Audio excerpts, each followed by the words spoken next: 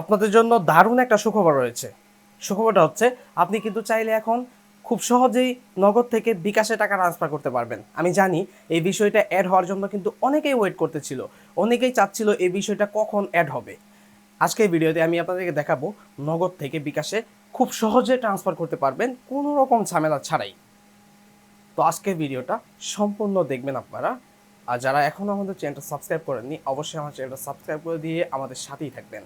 চলুন আজকের মূল ভিডিওটা শুরু করা যাক। নগদ থেকে বিকাশে টাকা ট্রান্সফার করার জন্য আমরা কিন্তু সরাসরি নগদ অ্যাপে চলে এসেছি। আপনার যে নগদ অ্যাকাউন্ট আছে সেটা অ্যাপে লগ ইন করে নেবেন। তো আমরা সরাসরি এখানে লগ ইন করার পর এই পেজেই দেখতে পারবো এখান থেকে ট্রান্সফার মানি। আপনারা দেখতে পারতেছেন সেন্ড মানির নিচে ট্রান্সফার মানি দেখা যাচ্ছে। জাস্ট আমরা এই ট্রান্সফার মানির উপর ক্লিক করে দিব। এখন জাস্ট এটার উপর ক্লিক করে দিলাম। এটার উপর ক্লিক করে দেওয়ার পর এইখানে দেখতে পারতেছেন ভিসা, ডেবিট কার্ড, সোনালী ব্যাংক। তো আমরা তো টাকাটা ব্যাংকে ট্রান্সফার করব না, জাস্ট আমরা বিকাশে ট্রান্সফার করতে চাচ্ছি।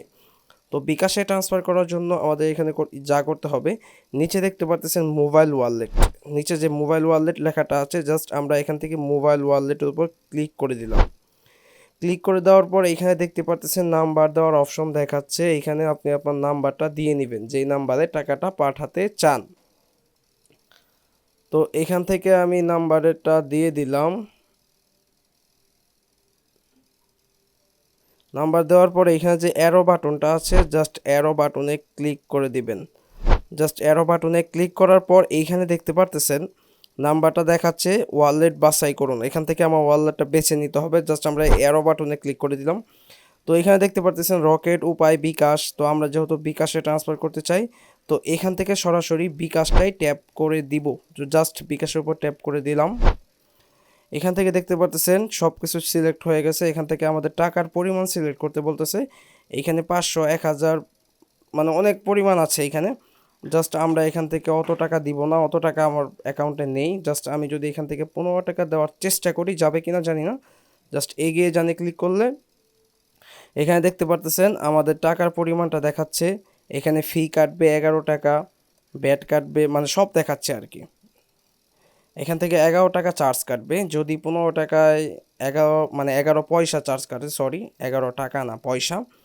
তো এখান থেকে 15 টাকায় যদি 11 পয়সা চার্জ কাটে তাহলে হাজারে মেবি 8 টাকার মতো চার্জ কাটতে পারে। আপনারা যখন টাকাটা ট্রান্সফার করবেন দেখে নেবেন। তো রেফারেন্স এখানে কিছু দিলেও হবে, না দিলেও না হবে। তাও যদি আমি একটা কিছু দিয়ে দেই, একটা কিছু দিয়ে তারপর যদি আমরা এখান থেকে পিনটা দিয়ে দিই, দেখি কি হয়। 15 টাকা যাবে কিনা আমি জানি না আদৌ। এখান থেকে পরবর্তীতে ক্লিক করে দিলাম। পরবর্তীতে ক্লিক করে দেওয়ার পর এরকম কিন্তু একটা অপশন চলে এসেছে। এখানে নাম্বার দেখা যাচ্ছে, সব দেখা যাচ্ছে, মানে কয় টাকা চার্জ কাটতেছে এই সেই সব দেখাচ্ছে। জাস্ট আমরা যদি এই নগদ যে লোগোটা আছে এটার উপর যদি একটা ট্যাপ করি, ট্যাপ করে একটু ধরে থাকলাম, দেখি কি হয়।